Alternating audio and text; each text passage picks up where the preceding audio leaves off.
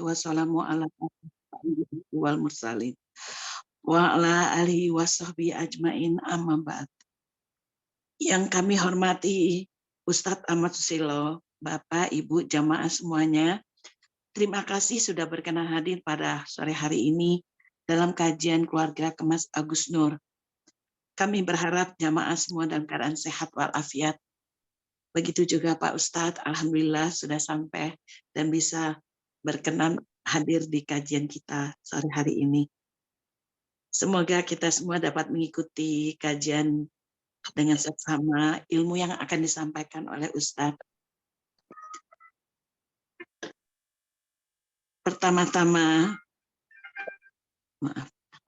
marilah kita sampaikan salam dan salawat kepada Nabi kita Rasulullah Muhammad SAW beserta keluarga, sahabat-sahabat serta pengikutnya hingga yaumil akhir. Jamaah yang dirahmati Allah, kajian kita pada sore hari ini mengambil tema ada hikmah di balik cobaan. Kajian ini merupakan lanjutan dari kajian sebelumnya. Jika Bapak Ibu ada pertanyaan, silakan menulis di kolom chat. Insya Allah admin akan membacakannya dan Ustadz Ahmad Susilo akan menjawab sesuai dengan waktu yang tersedia. Mari kita buka kajian ini dengan membaca basmalah. Bismillahirrahmanirrahim. Tafadol maskur Ustadz. Jazakillahi khairan Bismillah. Assalamualaikum warahmatullahi wabarakatuh. Innal hamdalillah nahmaduhu wa nasta'inuhu wa nastaghfiruh wa na'udzu billahi min syururi anfusina wa sayyiati a'malina. May yahdihillahu fala mudhillalah wa man yudlil fala hadiyalah. Asyhadu an la ilaha illallah wahdahu la syarikalah wa anna Muhammadan abduhu wa rasuluhu la nabiyya ba'dah. Allahumma salli wa sallim wa barik ala Muhammadin wa ala alihi wa ashabihi ajma'in wa man tabi'ahum bi ihsan ila yaumiddin, amma ba'd.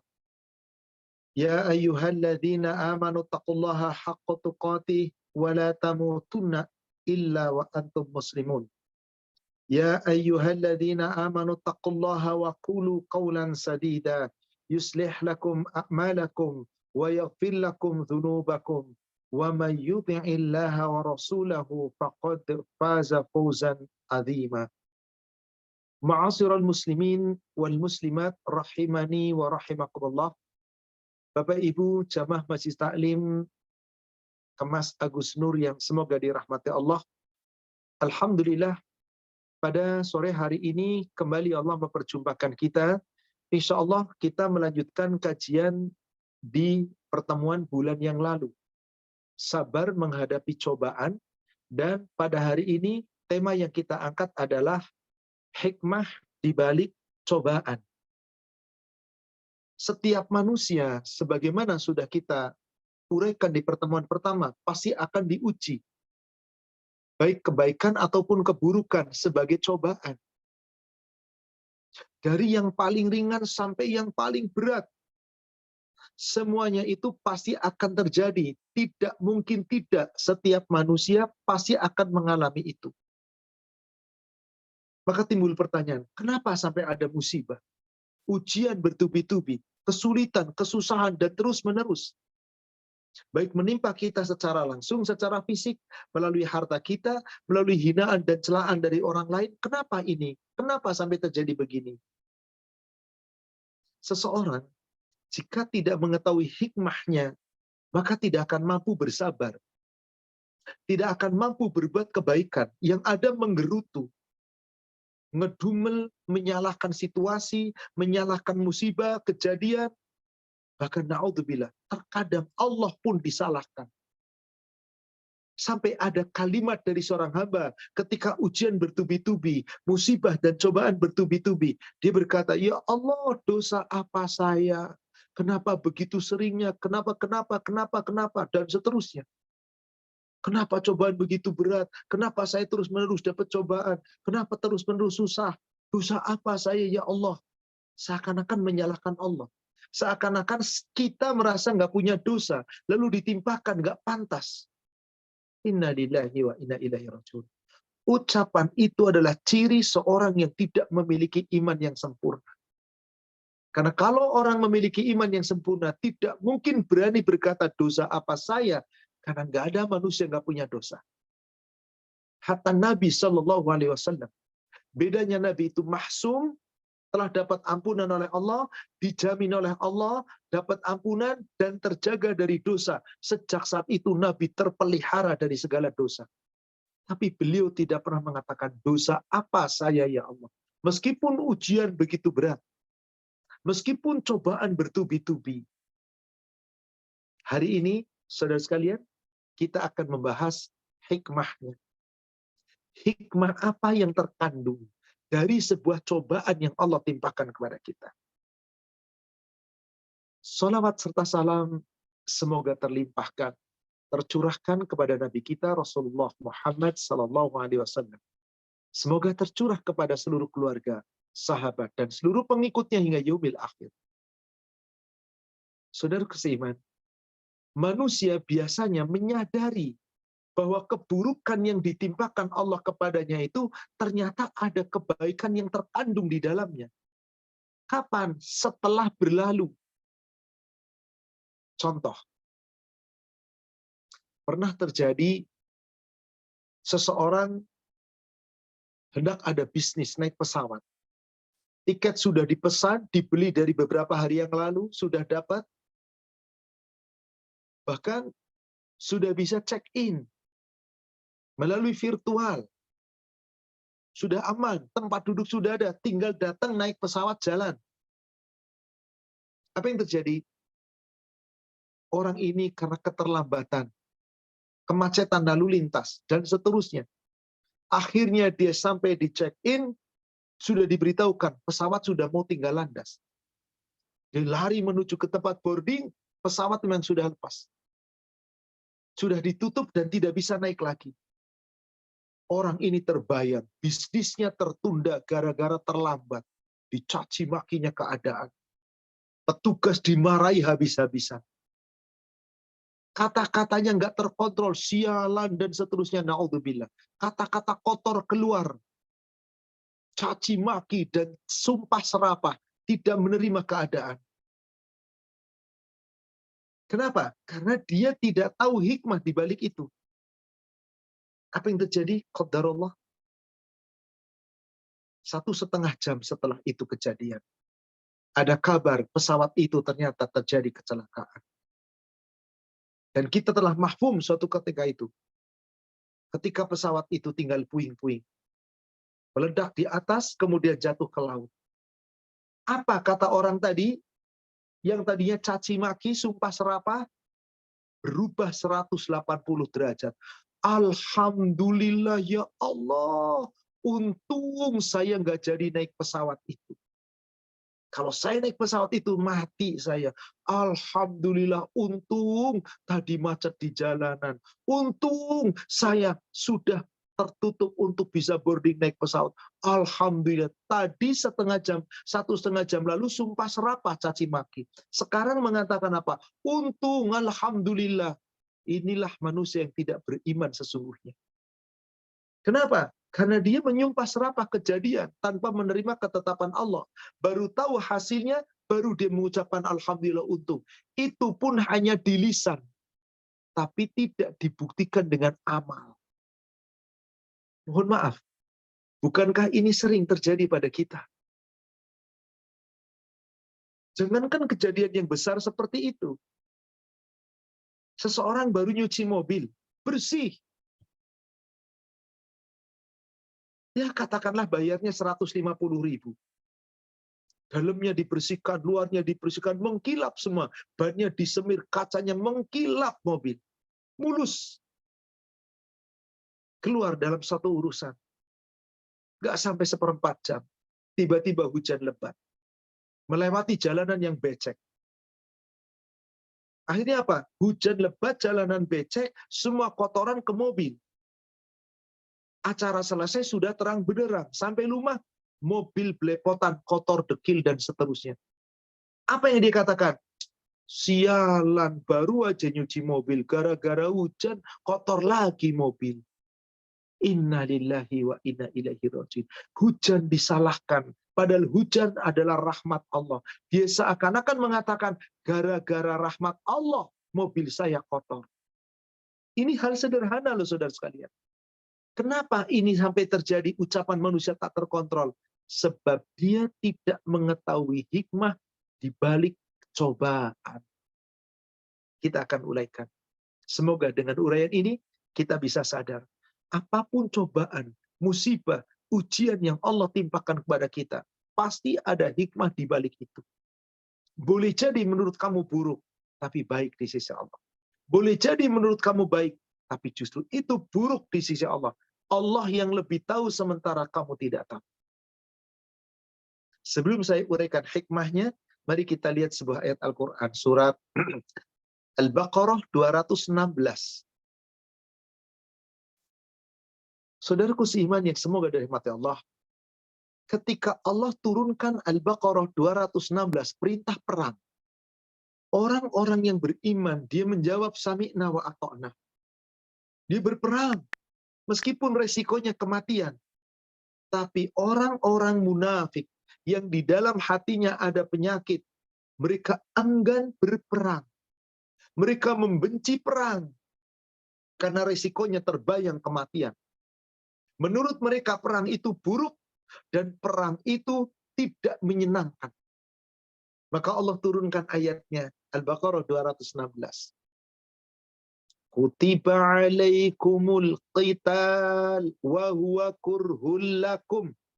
Diwajibkan atas kamu berperang, padahal itu tidak menyenangkan bagi kamu.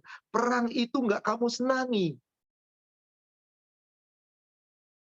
Maka Allah katakan, wa asa an takrahu syai'an wa huwa khairul lakum. Boleh jadi kamu tidak menyenangi sesuatu, kamu membenci sesuatu, tapi justru yang kamu benci itu baik bagi kamu. Wa asa an tuhibbu syai'an wa huwa syarrul lakum. Justru sebaliknya, boleh jadi kamu mencintai sesuatu, tapi justru itu buruk bagi kamu. Wallahu ya'lamu wa antum la ta'lamun. Allah yang lebih mengetahui, sementara kamu tidak mengetahui. Jadi apapun musibah yang menimpa kita, pasti ada hikmah di balik itu. Tidak mungkin tidak. Apa hikmahnya ketika ada cobaan menimpa kita? Mari kita uraikan. Pertama, mengapa Allah timpakan cobaan keburukan kepada kita? Hikmah yang pertama adalah agar manusia menyadari akan kekuasaan Allah atau kekuatan Allah, sehingga manusia tidak berlaku sombong. Hikmahnya adalah supaya manusia menyadari akan kekuasaan Allah, kekuatan Allah, sehingga manusia tidak berlaku sombong ketika ada musibah menimpa kepada dirinya. Kita lihat dalil-dalil tentang itu. Pertama, surat Al-Hadid, surat 57 ayat 22 dan ayat 23. Ma asaba min musibatin fil ardi wala fi anfusikum illa fi kitabim min qabli an nabra'aha inna dzalika 'ala Allahi yasir. Setiap bencana yang menimpa di bumi dan menimpa dirimu sendiri, tidak akan itu terjadi kecuali Allah sudah tetapkan di kitab Lauhil Mahfuz sebelum Allah mewujudkannya. Dan bagi Allah itu sungguh-sungguh sangat-sangat mudah. Itu sangat-sangat mudah. Mengapa Allah sampaikan berita ini bahwa musibah, bencana, cobaan pasti akan menimpa kamu? Jawabannya ayat yang ke-23. Likaila ta'sau ala ma fatakum wa la tafrahu bima atakum. agar supaya ketika kamu tertimpa sesuatu keburukan dan luput kenikmatan darimu, luput kesuksesan darimu, keburukan yang kamu dapatkan, jangan terlalu bersedih hati terhadap apa yang luput darimu. Sebaliknya, wala tafrahu bima atakum. Sebaliknya, ketika kamu ditimpa kenikmatan, kesinamatan, kesuksesan, kekayaan, sebaliknya kata Allah, wala tafrahu, jangan terlalu bergembira ria, jangan terlalu bersuka cita. Wallahu la yuhibbu kulla mukhtalin fakhur. Sungguh Allah tidak menyukai setiap orang yang sombong dan membanggakan diri. Jadi ketika ada orang kena cobaan, malah lari dari Allah, tidak meyakini ini ketetapan Allah, berarti orang itu sombong. Ketika dikasih nikmat lupa diri, ketika dikasih susah pun lupa diri, berarti orang itu sombong. Maka Allah timpakan cobaan supaya manusia menyadari ini semua kekuatan Allah, kekuasaan Allah, ketetapan Allah, dan jangan sampai manusia berlaku sombong. Jangan sampai manusia berlaku sombong. Kenapa? Karena segala sesuatu terjadi ke atas kekuasaan Allah. Bukan keinginan kita, tapi Allah yang mengatur. Surat At-Taubah, surat 9, ayat 51. Qul, katakanlah ya Muhammad, la yusibana illa ma kataballahu lana. Tidak akan ada suatu pun musibah, cobaan yang menimpa kepada kami, illa ma kataballahu lana, kecuali semuanya itu telah Allah tetapkan. Nggak mungkin menimpa kami kecuali apa yang telah Allah tetapkan bagi kami. Huwa maulana, dan yakinlah Allah pelindung kita, Allah penolong kita. Wa 'alallah falyatawakkalul mu'minun. Hendaklah orang-orang beriman tawakal, yakin ini kekuatan Allah, ini kehendak Allah, ini ujian dari Allah, cobaan dari Allah, kita terima dengan lapang dada dan mintalah pertolongan kepada Allah karena Allah yang akan menolong kita. Dan jangan sombong, jangan menolak ketetapan Allah. Justru di saat seperti itu, kita makin dekat dengan Allah. Rendahkan hati kita. Jangan Anda congkak hati Anda. Surat Al-An'am. Surat 6, ayat 42 dan ayat 43.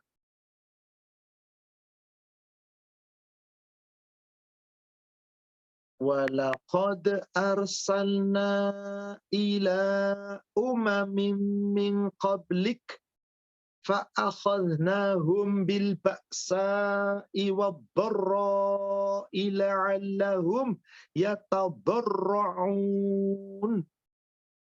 Dan sungguh kami benar-benar telah mengutus rasul-rasul kepada umat-umat sebelum engkau ya Muhammad. Ternyata umat mendustakan rasulnya. Termasuk sekarang, betapa banyak umat Isa mendustakan rasulnya. Akibat itulah maka fa'akhadnahum bil ba'sa, kami timpakan kepada mereka siksaan, yaitu dengan menimpakan kemelaratan, kemiskinan, wabra, kesengsaraan, kesusahan, la'allahum yatadarra'un, supaya mereka memohon kepada Allah dengan kerendahan hati. Jangan sombong. Anda nggak mampu apa-apa. Anda nggak mampu keluar dari cobaan, kecuali Allah yang menolong Anda. Maka saat itu jangan Anda sombong, tapi rendahkan hati Anda. Rendahkan diri Anda di hadapan Allah. Tapi ketika ada cobaan, mereka bukan merendahkan diri kepada Allah, memohon kepada Allah. Ternyata malah kemudian berpaling, maka orang itu sombong. Maka hatinya akan menjadi keras. Allah katakan di ayat 43-nya, "Falaula idh ja'ahum ba'suna tadarra'u." Akan tetapi mengapa mereka ketika ditimpa cobaan, mereka tidak memohon dengan merendahkan diri kepada Allah. Dengan kerendahan hati di saat Allah timpakan siksa berupa cobaan kepada mereka. Kenapa enggak merendahkan diri kepada Allah? Walakin qasat qulubuhum, akan tetapi bahkan hati mereka telah keras, bahkan seakan-akan mati. Wa zayyana lahumus syaitan ma kanu ya'malun.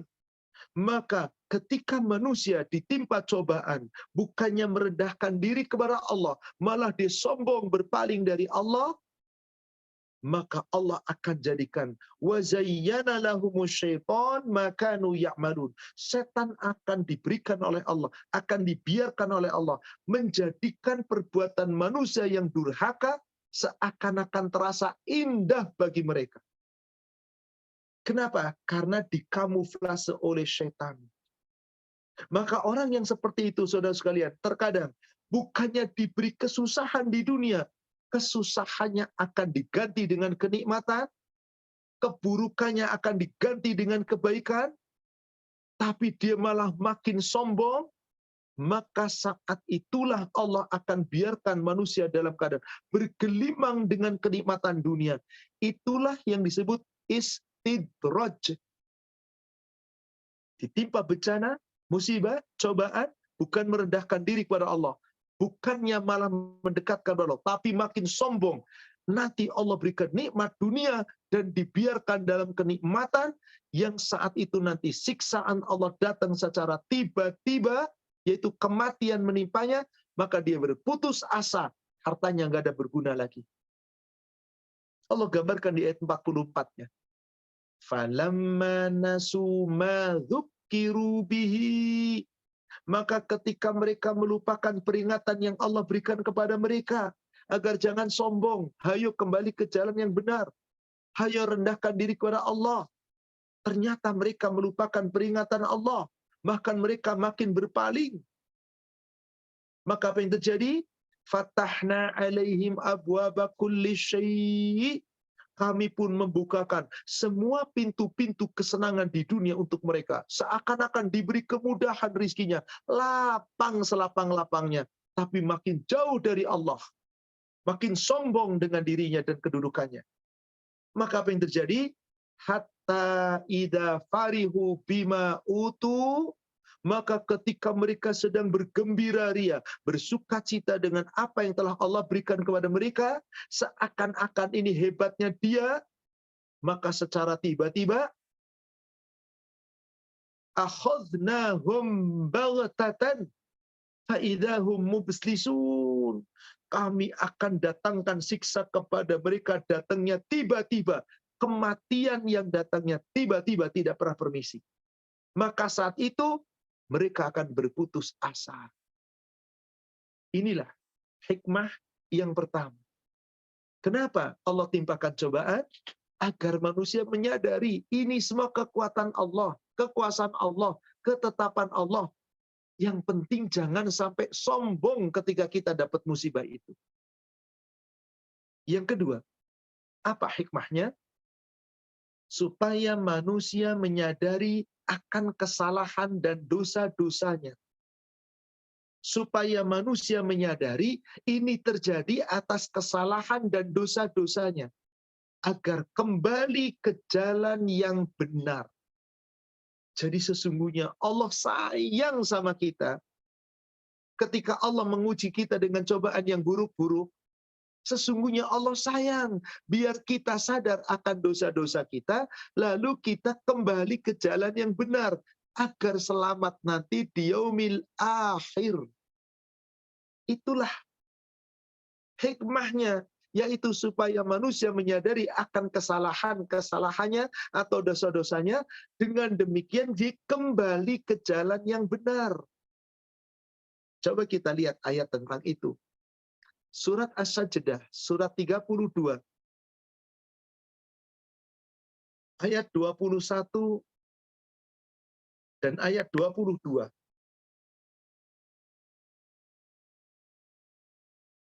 وَلَنُذِيقَنَّهُمْ مِنَ الْعَذَابِ الْأَدْنَى دُونَ الْعَذَابِ الْأَكْبَرِ لَعَلَّهُمْ يَرْجِعُونَ.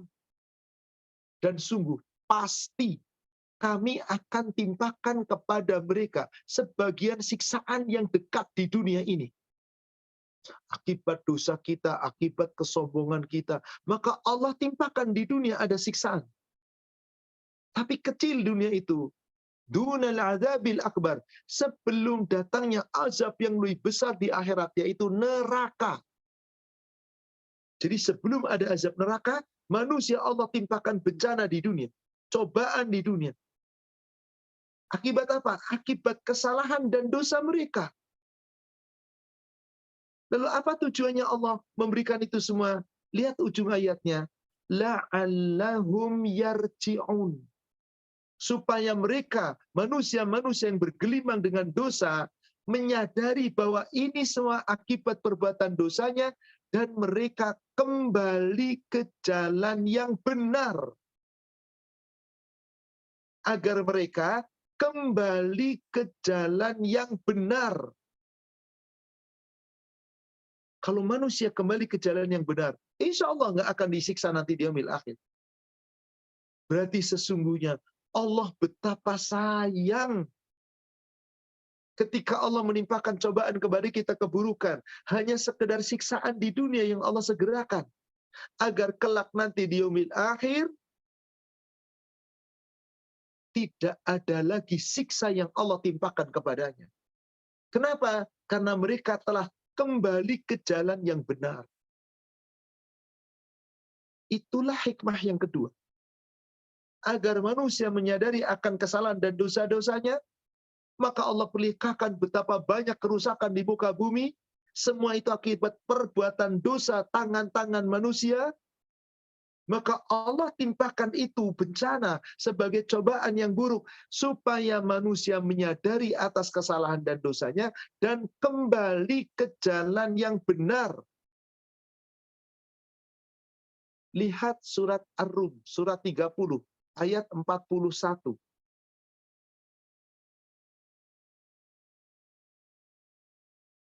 Surat 30, surat Ar-Rum, ayat 41. Zaharal fasadu fil barri wal bahri bima kasabat aydin nas. Telah tampak kerusakan di daratan dan di lautan. Disebabkan perbuatan tangan manusia, disebabkan dosa manusia. Maka Allah timpakan bencana. Cobaan bisa di daratan, bisa di lautan. Dan Allah, bagi Allah itu mudah. Bima kasabat aidinas, disebabkan karena perbuatan tangan manusia, karena dosa manusia itu sendiri. Maka apa yang terjadi akibat dosa manusia itu? Liyudhiqahum ba'dalladzi amilu. Maka Allah merasakan kepada mereka cobaan yang berat, musibah, bencana, sebagian dari akibat perbuatan dosa mereka. Lalu ditimpakan cobaan yang buruk, supaya mereka menyadari atas dosa-dosanya, kemudian la'allahum yarji'un. Mereka sadar ini akibat dosa mereka. Akibat itu Allah timpakan cobaan. Maka mereka harus menyadari itu kesalahannya, dan kembali ke jalan yang benar. Inilah kenapa Allah timpakan cobaan. Yang buruk-buruk Allah timpakan. Biar mereka sadar akan kesalahannya. Lalu mereka kembali ke jalan yang benar. Andai kata mereka tidak mendustai Allah. Andai kata mereka tetap taat kepada Allah. Allah berjanji tidak akan ditimpakan bencana, musibah, cobaan, keburukan. Sebagaimana yang Allah janjikan di surat 7, Al-A'raf ayat ke-96. Walau anna ahlal qura amanu wattaqau lafatah alaihim barakat.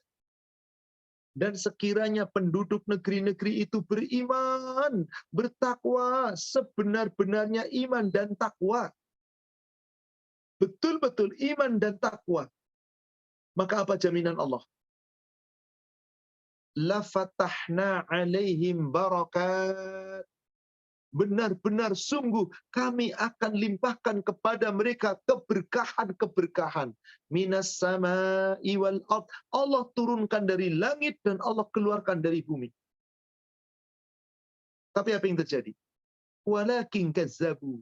Akan tetapi penduduk negeri yang mengaku dirinya iman dan takwa, itu malah mendustakan iman dan takwanya. Fa'akhadnahum bima kanu yaksibun. Maka kami timpahkan kepada mereka siksaan di dunia disebabkan apa yang telah mereka kerjakan di dunia, yaitu mereka sombong terhadap Allah, tidak mengakui kesalahan dan dosa-dosanya, dan tidak pernah mau kembali ke jalan yang benar. Subhanallah. Hikmah yang ketiga. Tadi sudah kita bahas apa hikmah yang pertama? Hikmah yang pertama adalah supaya manusia menyadari akan kekuatan, kekuasaan Allah. Sehingga apa? Tidak berlaku sombong ketika tertimpa musibah, ketika tertimpa cobaan. Yang kedua, supaya manusia menyadari akan kesalahan dan dosa-dosanya.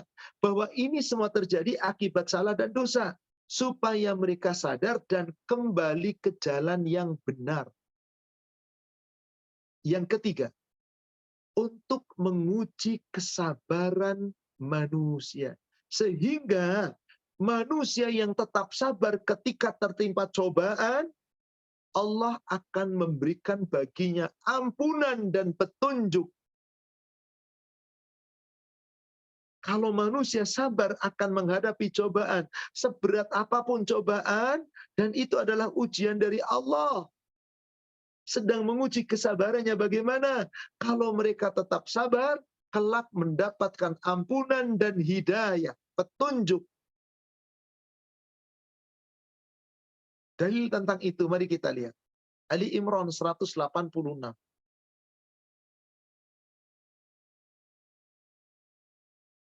La tublawunna fi amwalikum wa anfusikum wa la tasma'unna minal ladzina utul kitaba min qablikum wa minal ladzina asyraku adzan katsira.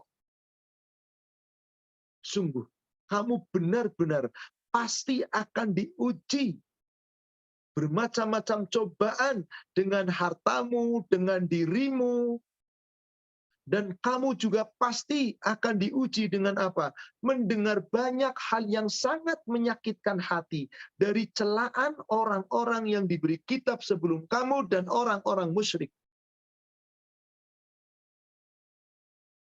Tapi ujung ayatnya Allah katakan, wa in tasbiru, jika kamu dapat cobaan bertubi-tubi sekalipun, kamu tetap bersabar. Wa tattaqu, dan tetap bertakwa. Fa inna dzalika min azmil umur. Sesungguhnya kesabaranmu, ketakwaanmu itu seharusnya urusan yang patut kamu utamakan. Jadi apa hikmah yang ketiga? Untuk menguji kesabaran manusia. Dengan manusia diuji, ditimpa cobaan bertubi-tubi, dia tetap sabar, maka Allah berikan jaminan kepada mereka akan mendapatkan petunjuk. Allah berikan petunjuk. Saya tunjukkan lagi beberapa ayat tentang hikmah yang ketiga. Surat Muhammad, surat 47, ayat yang ke-31.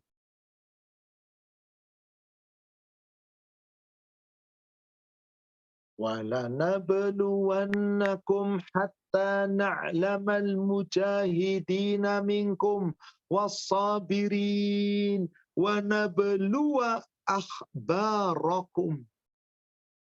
Dan sungguh, benar-benar kami akan menguji kamu. Semua manusia akan ditimpa cobaan.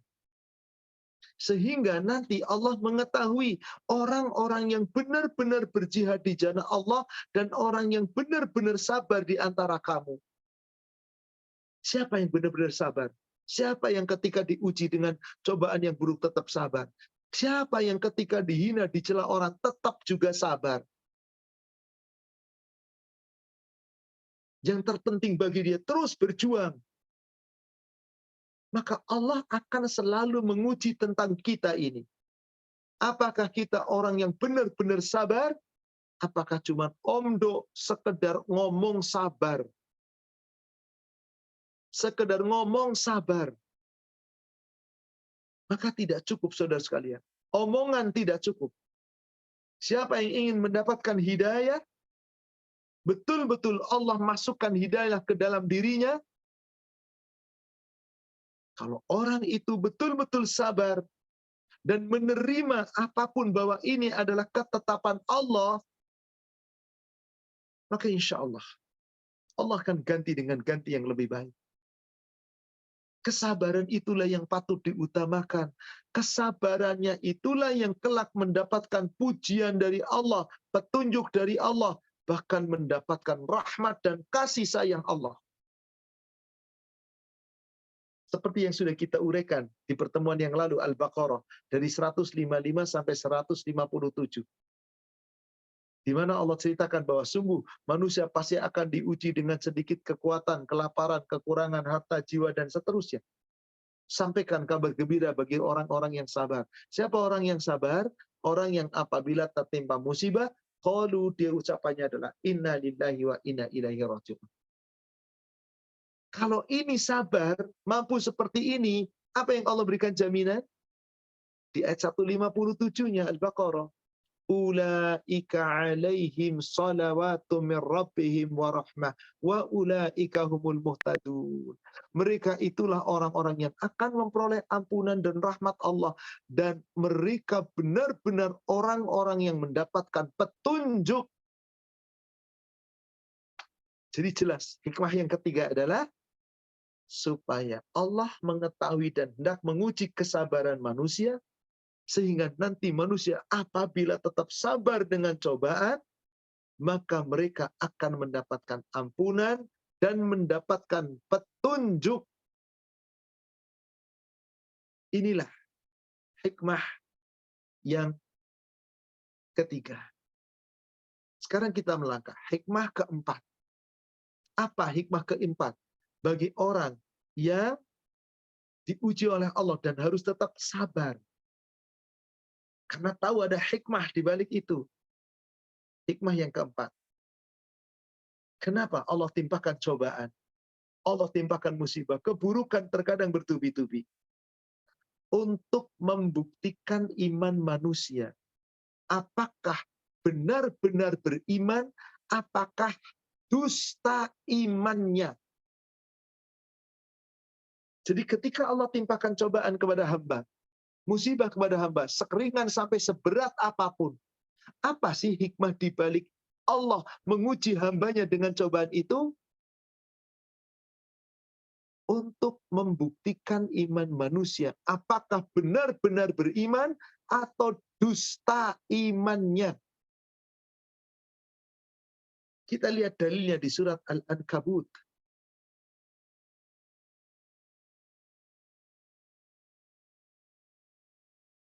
Surat 29, ayatnya ayat yang ke-2 dan ayat ke-3. Ahasiban nasu ayyutraku ayyaqulu amanna wa hum la yuftanun.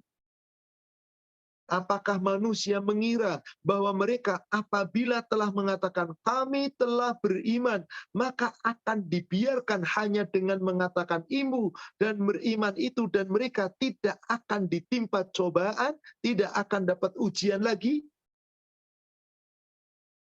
Hai orang yang beriman, apa Anda mengira Kalau Anda sudah menyatakan iman, nggak akan dapat cobaan. Apakah itu? Maka Allah jawab di ayat yang ketiganya, وَلَقَدْ فَتَنَّ الَّذِينَ مِنْ قَبْلِهِمْ فَلَيَعْلَمَنَّ اللَّهُ الَّذِينَ صَدَقُوا وَلَيَعْلَمَنَّ الْكَاذِبِينَ. Ketika Allah menimpakan cobaan kepada hamba, nanti dilihat hambanya. 1, 2, 3 itu harus diamalkan. Menyadari kekuasaan dan kebesaran Allah sehingga tidak berlaku sombong. Yang kedua, manusia menyadari akan kesalahan dan dosa supaya kembali ke jalan yang benar. Manusia diuji oleh Allah untuk dilihat oleh Allah kesabarannya itu sehingga akan mendapat petunjuk dan hidayah. Dan yang keempat kita bahas, untuk membuktikan manusia apakah dia benar-benar beriman atau dusta imannya. Siapa yang benar-benar beriman? Ketika dia ditimpa musibah, cobaan atau apapun bentuknya, dia menyadari bahwasanya ini kesalahan hamba, ini akibat dosa hamba, kembalilah ke jalan yang benar, yaitu dengan terus pertahankan iman. Nanti Allah yang lihat, yang imannya benar mana, yang dusta yang mana. Yang imannya benar yang mana, yang dusta yang mana. Maka kita lihat tadi, di surat 29 ayat yang ketiganya, وَلَقَدْ فَتَنَّ الَّذِينَ مِنْ قَبْلِهِمْ فَلَيَعْلَمَنَّ اللَّهُ الَّذِينَ صَدَقُوا وَلَيَعْلَمَنَّ الْكَاذِبِينَ. Supaya Allah mengetahui dengan menguji ini semuanya, bahwasanya Allah pun telah menguji umat-umat sebelum kita, sebelum mereka, sebelum umatnya Nabi dan Rasul Muhammad sallallahu alaihi wasallam. Seluruh umat-umat dahulu pun telah diuji oleh Allah. Fala ya'lamanna alladhina sadaqu wa la ya'lamanna al-kadhibin. Agar nanti dengan musibah, dengan cobaan, Allah akan melihat bagaimana hambanya. Kalau tingkatnya benar, sikapnya benar, syarat 1, 2, 3 dipahami dan diamalkan, berarti Allah tahu memang hamba ini adalah hamba yang pantas dinyatakan sebagai orang yang benar-benar beriman, bukan orang yang dusta imannya, karena dia betul-betul ditimpa musibah, ditimpa cobaan, terus tetap menjaga iman dan takwanya. Tidak tergoyahkan. Jadi saudara sekalian, dari ayat ini jelas bahwasanya setiap manusia akan diuji oleh Allah dengan bermacam-macam cobaan. Kepada siapa yang ditimpakan? Bagi Allah mudah, siapapun bisa. Orang yang paling besar, dari orang yang memiliki jabatan, kedudukan, pangkat jabatan, berentet sekalipun, sampai manusia yang paling rendah sekalipun. Nanti Allah yang akan mengetahui. Yang imannya benar siapa, yang imannya dusta siapa. Yang imannya benar, dapat musibah, Allah berikan petunjuk bahkan ke dalam dadanya. Surat At-Taghabun. Surat 64 ayat yang ke-11.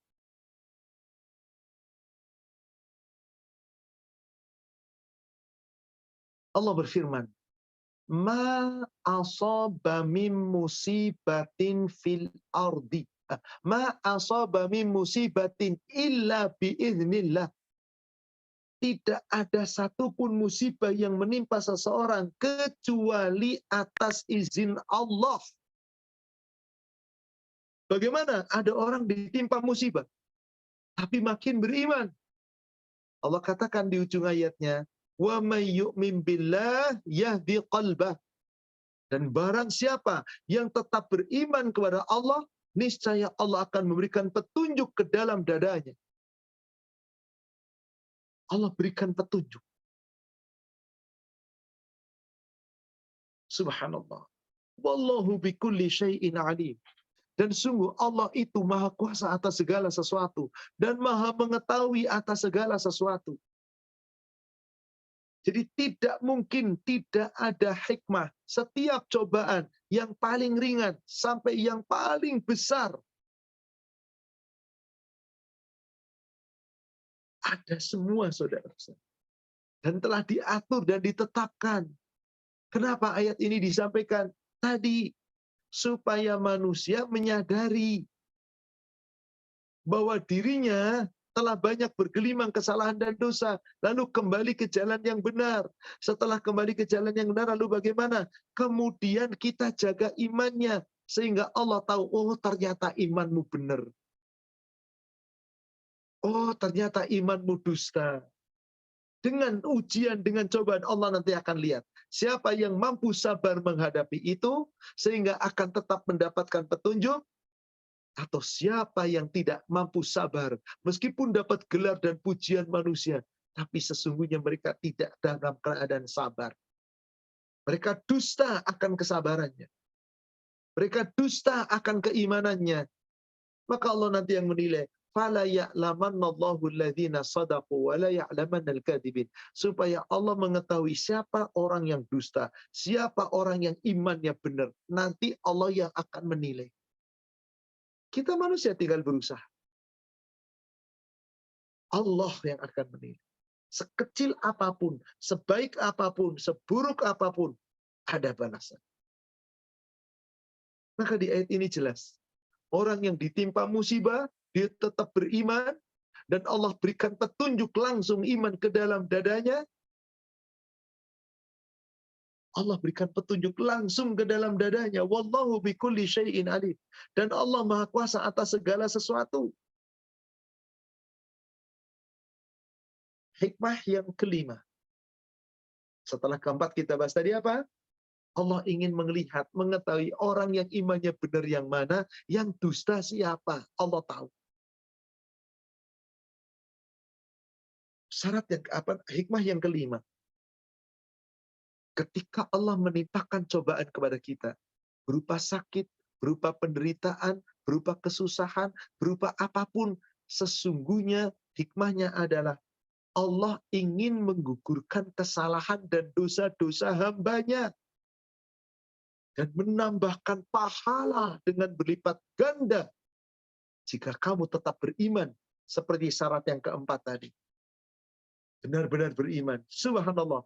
Ditambahkan nikmatnya, dicurahkan nikmatnya, digugurkan dosa-dosanya, bahkan pahalanya dilipat gandakan. Kalau kita yakin ada hikmah di balik kesusahan, ada hikmah di balik cobaan, apapun bentuknya, ada skenario Allah. Maka dengan kita menerima dengan lapang dada, apa hikmahnya? Menggugurkan kesalahan dan dosa-dosa kita. Melalui apa? Cobaan. Apapun bentuknya. Secara fisik, secara materi, kesusahan, kegundahan, apapun. Ibu bisa lihat di kitab Sahih Muslim nomor hadis 2205.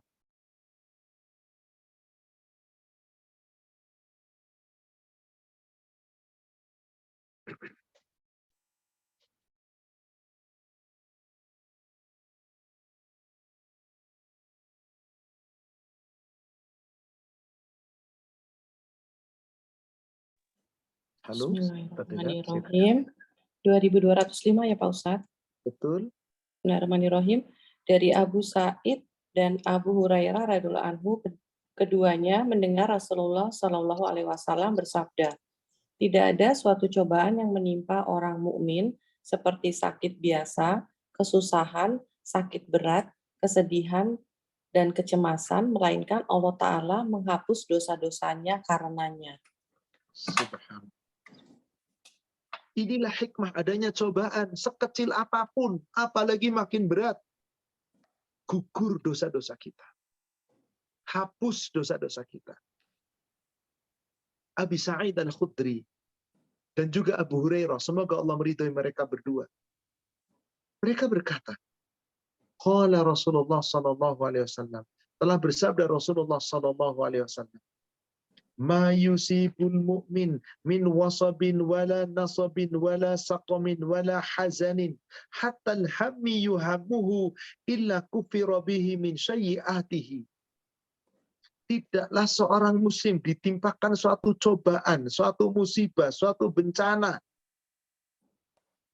baik itu dari sakit, sakit yang biasa, kesedihan, kesusahan, sampai kecemasan yang ada dalam hati, was-was dalam hati.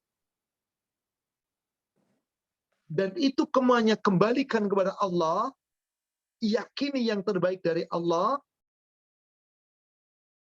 illa kuffira bihi sayyi'atihi. Allah menghapuskan untuknya kesalahan dan dosa-dosa. Jadi saudara sekalian, ketika Anda ditimpa cobaan berupa sakit, penderitaan, kesusahan, kebangkrutan, pailit, atau yang lain, jika Anda mampu sabar dan yakin ini ada yang terbaik, maka Allah jadikan cobaan yang menimpa kita menggugurkan dosa-dosa kita. Subhanallah. Maka saudara sekalian, ketika Allah menguji kita dengan cobaan, apapun bentuk cobaannya, jangan suka menggerutu, jangan mengeluh berlebihan, jangan pernah mengalahkan penyakit yang Allah deritakan kepada kita. Tidak boleh kita mengalahkan. Karena yakin ini dari Allah. Lihat Ibu hadis berikutnya yang nomor 2207-nya.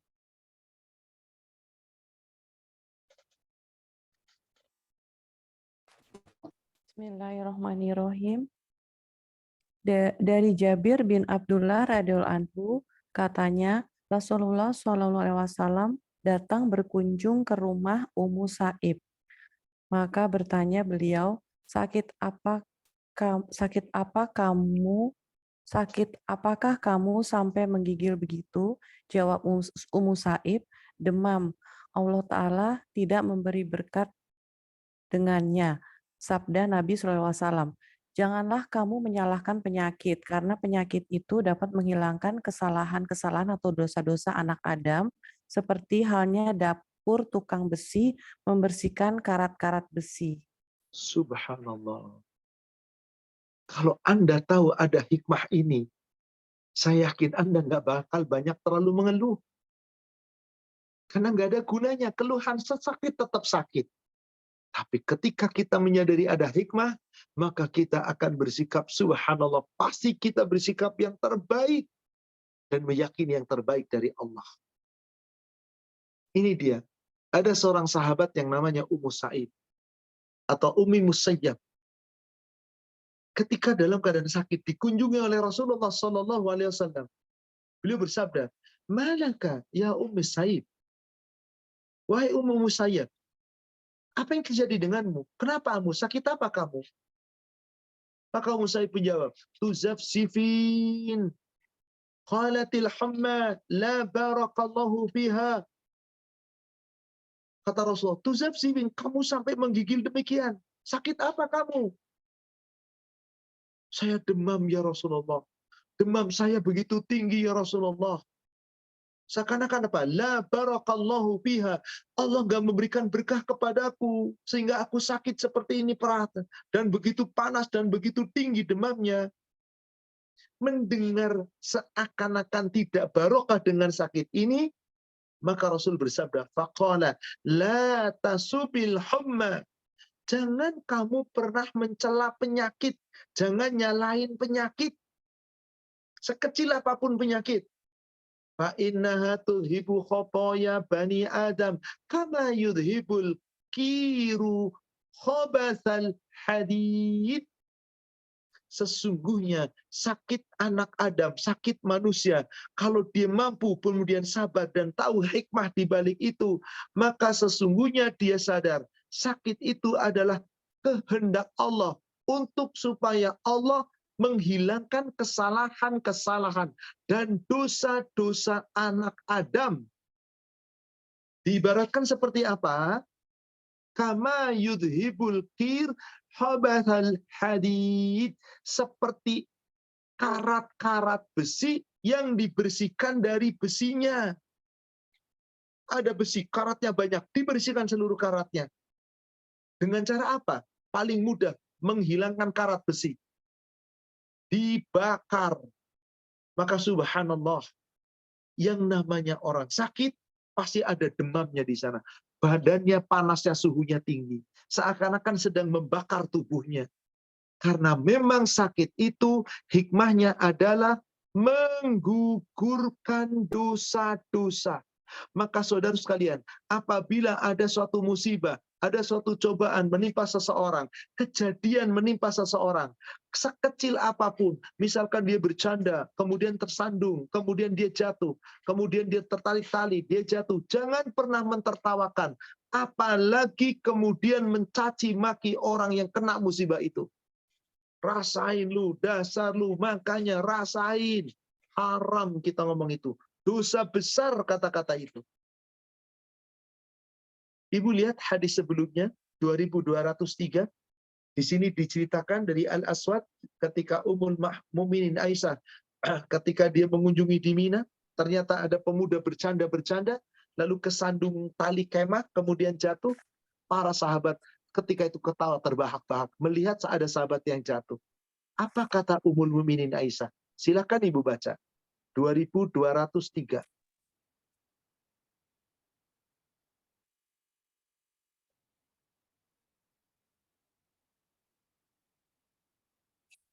Bismillahirrahmanirrahim. Dari Al-Aswad radhiyallahu anhu katanya, Rasulullah SAW, dari Al-Aswad radhiyallahu anhu katanya, beberapa orang pemuda Quraisy datang mengunjungi Aisyah ketika dia di Mina dan mereka tertawa-tawa. Maka bertanya Aisyah, "Mengapa kalian tertawa?" Jawab mereka, "Si fulan tersandung kakinya pada sebuah tali kemah, lalu dia jatuh tersungkur. Hampir saja lehernya patah atau matanya buta." Lalu kata Aisyah, "Jangan kalian tertawakan. Sesungguhnya aku pernah mendengar Rasulullah SAW bersabda, tidak seorang jua pun orang muslim yang tertusuk duri atau lebih dari itu, melainkan dinaikkan Allah Ta'ala derajatnya satu tingkat dan dihapus daripadanya satu kesalahan atau dosa." Subhanallah. Tidak ada keburukan dari cobaan, sekecil apapun, dari manapun datangnya. Maka tadi, jangan suka menyalahkan penyakit. Di hadis yang sudah kita baca tadi, 2207. Jangan pula mentertawakan orang-orang yang terkena musibah. Jangan jadi candaan. Ini dia Aisyah bercerita. Ketika Al-Aswad dan beberapa sahabat mengunjungi Aisyah di Mina, ingin bertanya sesuatu tentang hadis. Tiba-tiba mereka saling tertawa satu sama lain. Wahum yadhakun. Faqalat. Maka Aisyah berkata, ma yudhikum. Apa yang membuat kamu tertawa-tawa? Qalu. Maka mereka menjawab, fulanun harra ala tunubin fustatin fakadat unuquhu au ainahu antazhab. Itu Aisyah. Si fulan jatuh tersandung kakinya oleh tali kemah. Jatuh tersungkur, hampir saja tuh lehernya patah. Kalau sampai terkena kayu, buta matanya. Lalu diketawain, rasain, syukurin. Diketawain, dia tersungkur jatuh. Maaf, bukankah kadang-kadang kita seperti itu? Tidak boleh, saudara sekalian. Maka mendengar itu Aisyah berkata, faqalat la tashakum fa inni sami'tu Rasulullah sallallahu alaihi wasallam qala. Oh, saya kemudian berkata, la tadhakum, jangan kamu tertawakan orang yang kena musibah. Jangan kamu tertawakan orang yang terkena cobaan. Fa ini sami'tu Rasulullah sallallahu alaihi wasallam qol, karena sesungguhnya aku mendengar Rasulullah sallallahu alaihi wasallam bersabda, ma min muslimin yushaku syaukatan fama fauqaha. Tidaklah seorang muslim terkena musibah, terkena cobaan, meskipun hanya tertusuk duri atau lebih kecil dari itu. Illa kutibat lahu biha darajatun. Melainkan satu akan Allah angkat derajat-derajatnya. Jadi Ketika ada orang sabar ketimpa musibah sekecil apapun, dia sabar, Allah naikkan 1 derajat. Dan wa muhiyat anhu biha khati'ah. Berikutnya Allah akan menghapuskan daripadanya kesalahan dan dosa-dosanya. Makin kita mampu bersabar menghadapi itu, subhanallah, tanpa disadari, makin melimpah ruah pahalanya, karunianya, petunjuknya, ampunannya, semua. Dan pahala yang melimpah ruah. Di dalam hadis yang diriwayatkan oleh Imam At-Tirmidzi dan hadis hasan dari sahabat Anas bin Malik, Rasulullah SAW bersabda, Inna idhamal jaza ma'a idhamil bala.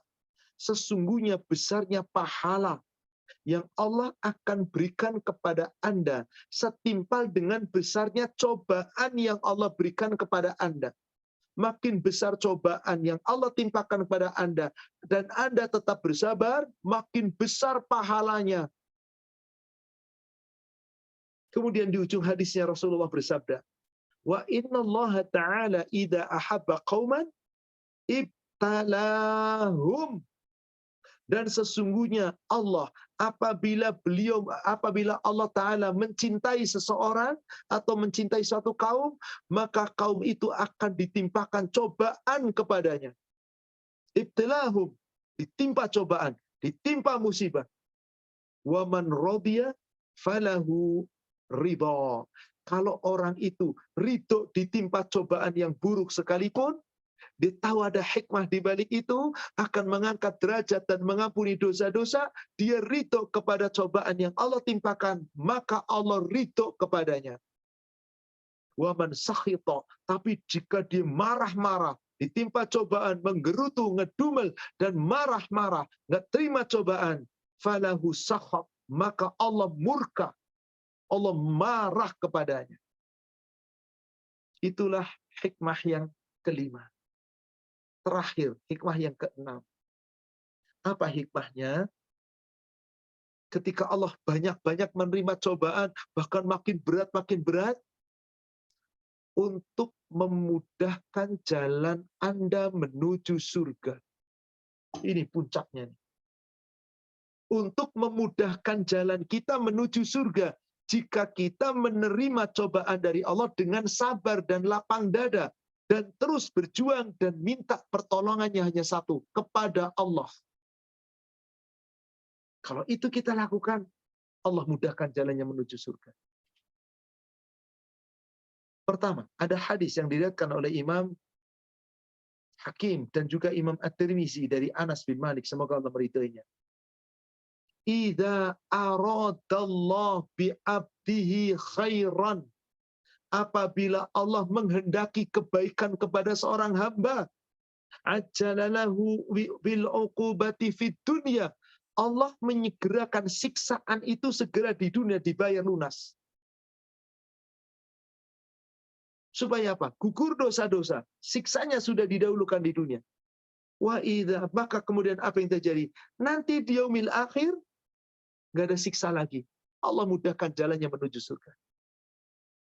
Sebaliknya, wa idza arada bi 'abdihi syarra, apabila Allah menghendaki seorang hamba diberikan keburukan, amsaka anhu bi dzambihi, Allah biarkan orang itu berada di dalam kesesatan dan kesalahan dan dosa-dosa, dibiarkan bergelimang dosa. Dikasih nikmat dunia, dosanya ditambah, hatta yuwafiya bihi yaumal qiyamah, sampai kemudian apa? Allah tangguhkan siksaan akibat dosanya itu nanti pada hari kiamat di neraka.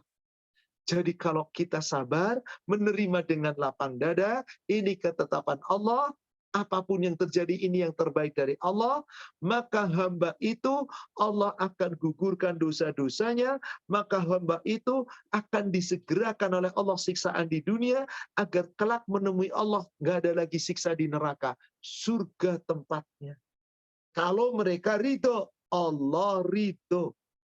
Tapi sebaliknya, Allah menghendaki kemurkaan, kebencian, keburukan kepada seorang hamba, hamba itu berbuat dosa, dibiarkan bergelimang dalam kesalahan dan dosa. Meskipun terkadang cobaan ujian Allah tidak timpakan yang buruk-buruk, yang baik-baik, selagi dia dalam keadaan nikmat, kemudian apa yang terjadi? Allah timpakan kematian dan Allah tangguhkan siksaannya itu. Di dunia nggak diberi, tapi nanti di yaumil akhir diberikan siksaannya nanti.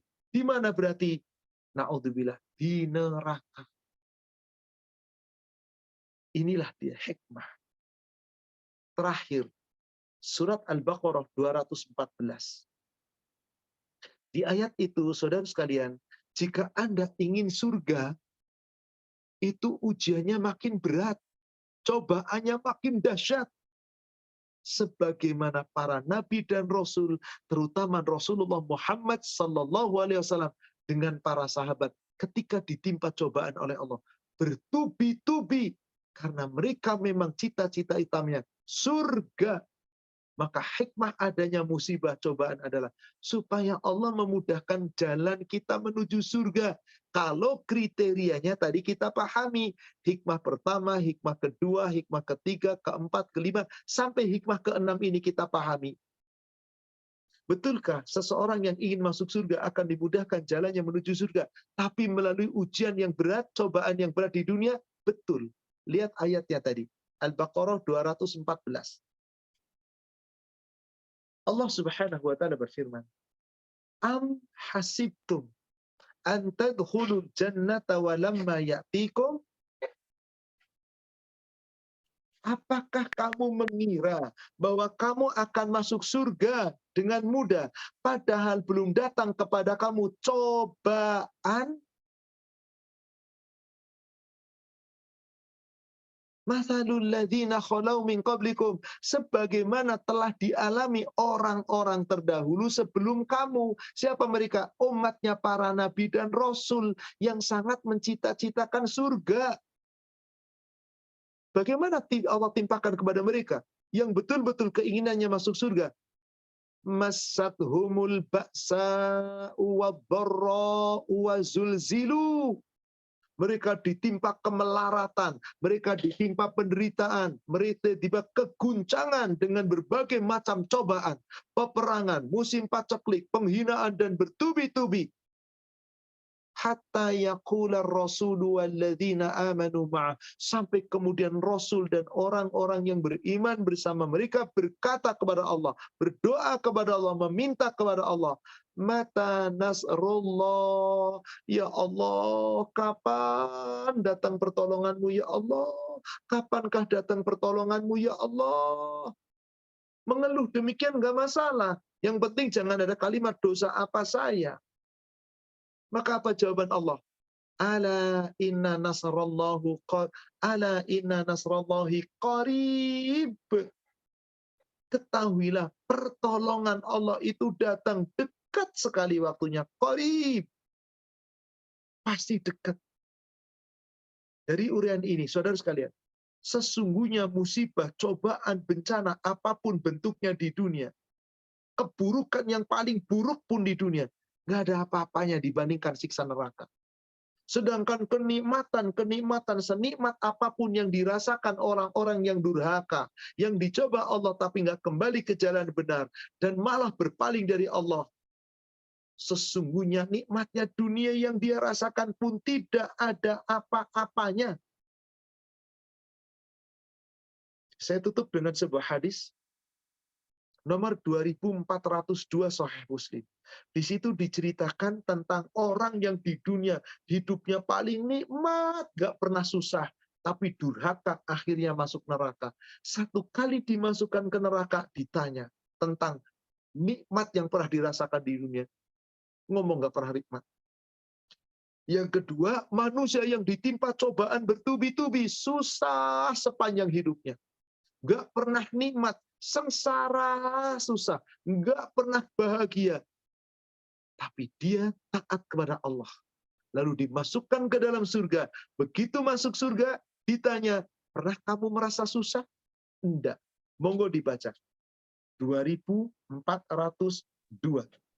Bismillahirrahmanirrahim. Orang kafir menerima kenikmatan hanya di dunia. Dari Anas bin Malik radhiyallahu anhu katanya, Rasulullah SAW bersabda, kelak di akhirat penduduk neraka yang hidup serba nikmat di dunia, dia akan dibenamkan ke dalam api, kemudian ditanya, "Hai anak Adam, adakah kamu menerima kebaikan dan merasa kenikmatan?" Jawabnya, "Tidak, demi Allah, ya Tuhan." Kemudian dihadapkan pula penduduk surga yang hidup di dunia serba susah. Dia dimasukkan ke surga, kemudian ditanya, "Adakah kamu mengalami kesengsaraan dan merasai kesusahan?" Jawabnya, "Tidak, demi Allah ya Tuhan, aku tidak mengalami sengsara dan tidak merasa susah." Ya Allah. Tolong saudara sekalian, pahami baik-baik ini. Senikmat apapun Anda di dunia, sehebat apapun, sesukses apapun, sekaya apapun, jika Anda tidak taat kepada Allah, kelak nikmat Anda cuma sesaat di dunia. Ditanya nanti di neraka, nggak pernah Anda merasa nikmat. Sebaliknya ketika Anda sesusah apapun, semenderita apapun, paling menderita di muka bumi, tapi Anda tetap taat kepada Allah, nanti dimasukkan ke dalam surga, ditanya pernahkah susah? Nggak pernah susah. Saudara sekalian, cobaan seberat apapun cuma di dunia. Yakini tadi, cinta Allah kepada kita supaya gugur dosa-dosa kita, disegerakan di dunia siksanya agar tidak disiksa nanti di neraka.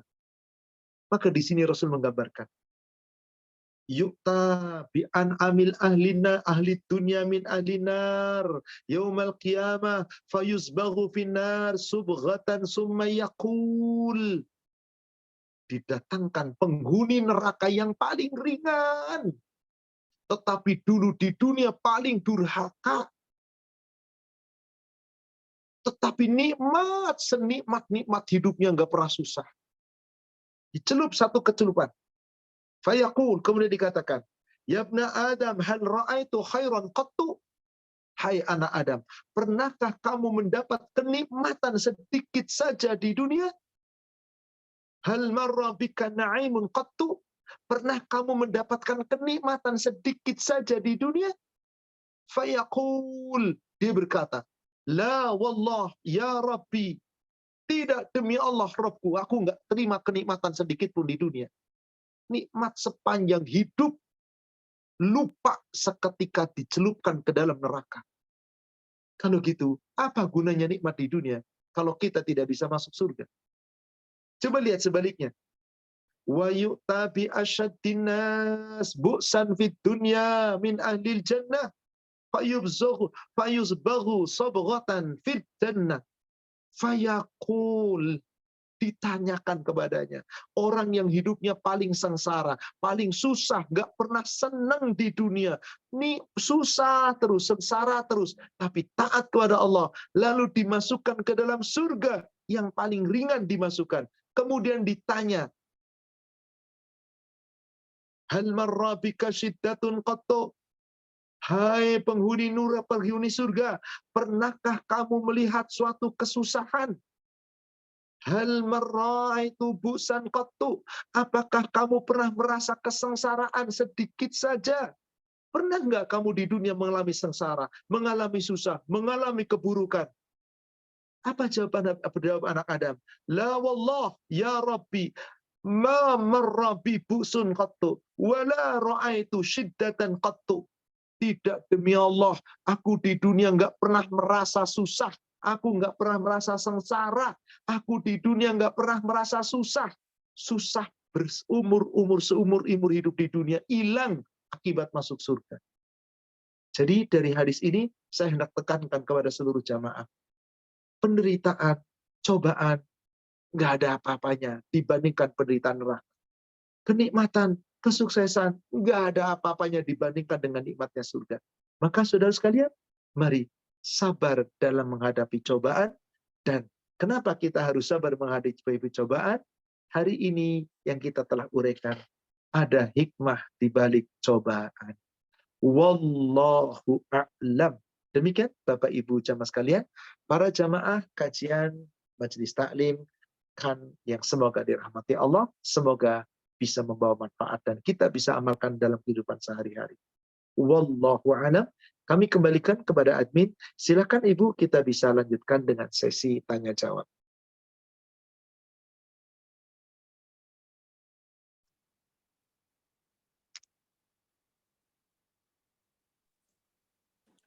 Baik Ustadz, ini ada pertanyaan. Mbak Erni, Iya, saya ada pertanyaan Mbak Dini. Silakan Mbak Dini, ada pertanyaan dulu. iya, pertanyaan sebentar ini dari jamaah. Pertanyaannya, sebentar. Ustadz, ketika saya baca surat Ar-Rahman pada ayat ini, Fabi ayya ala irabbikumatuk kaziban, yang diulang-ulang sebanyak 31 kali. Apakah dalam surat ini menekankan bahwa tidak ada Tuhan atau manusia sekalipun yang ikhlas memberi selain hanya Allah Subhanahu wa ta'ala? Syukran Ustadz penjelasannya. Pertanyaan seperti itu Ustadz. Baik. Saudaraku seiman, surat Ar-Rahman, surat 55 adalah satu-satunya surat yang diulang-ulang nikmat Allah dipertanyakan. Dari mulai ayat ke-13, kemudian ayat 15, ayat 16, kemudian 18, kemudian ayat yang ke-20, terus berakhir di ayat yang ke-76. Ayat yang ke-77. Ada 78 ayat, 31 ayat diulang seperti yang ditanyakan tadi. Fabi ayyi ala rabbikuma tukadziban. Maka nikmat Rabbmu yang mana yang hendak kamu dustakan. Betapa banyak Allah memberikan nikmat. Tanpa hitungan Allah berikan kepada kamu. Tapi kamu masih mendustakan nikmat Allah. Ini bisa sindiran, ini bisa celaan, dan bisa juga kita pahami bahwa tidak ada yang bisa memberi nikmat seikhlas Allah kepada hambanya. Padahal hambanya kufur, zalim, maksiat, tetap dikasih. Maka ketika hamba-hambanya bandel tadi, ditimpa musibah, ditimpa cobaan, ada hikmah tadi yang kita pelajari barusan ini. Kalau hikmah itu kita uraikan dan kita amalkan setelah kita yakini, insya Allah kebaikan untuk kita. Tapi kalau dia tidak menyadari, pertanyaan ini menjadi sindiran dan celaan. Terserah Anda deh. Sudah dikasih nikmat begitu banyak, kamu masih durhaka. Terserah Anda. Maka bisa dilihat di surat 14 ayat ke-34. Manusia itu nggak terhingga dikasih nikmat oleh Allah. Nggak bisa dihitung. Silakan ada yang bisa ngitung nikmat Allah. Wa atakum min kulli ma sa'altumu. Surat Ibrahim, surat 14 ayat 34. Dan sungguh Allah telah memberikan kepada kamu dari segala kebutuhan, keinginan, permintaan yang kamu butuhkan, Allah kasih. Wa in ta'uddu nikmatallah la tuhsuha. Tapi sesungguhnya kalau kamu hendak menghitung-hitung nikmat Allah, nggak bakal bisa kamu menghinggakannya. Tapi di ujung ayatnya apa? Innal insana lazalumun kafar. Manusia kebanyakan dolim dan ingkar. Sudah dikasih nikmat, nggak nurut sama Allah. Makanya tadi ada sindiran. Fabi ayyi ala rabbikuma tukadziban. Bayangkan, dari 78 ayat, 31 ayat diulang. Lebih dari 30% pengulangan-pengulangan. Allahu Akbar. Demikian, wallahu a'lam. Silakan Mbak Erni dulu. Iya, baik Mbak Dini. Bismillahirrahmanirrahim.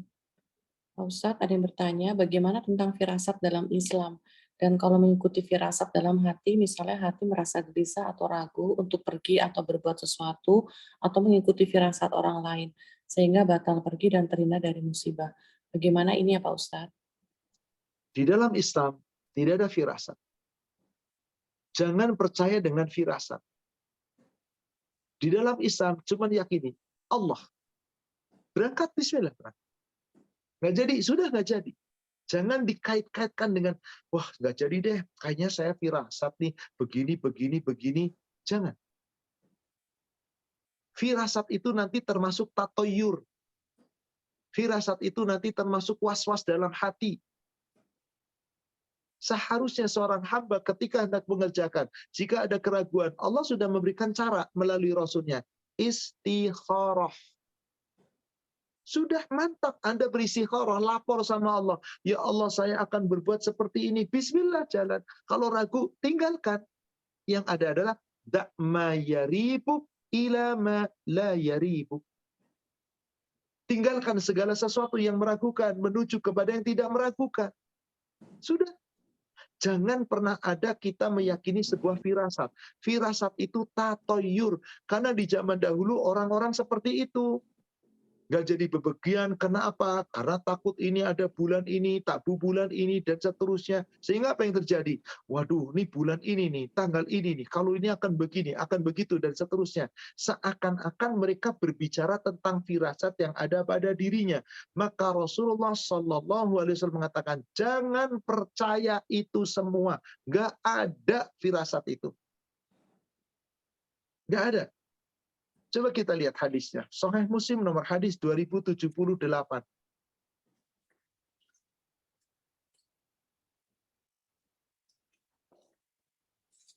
Bismillahirrahmanirrahim.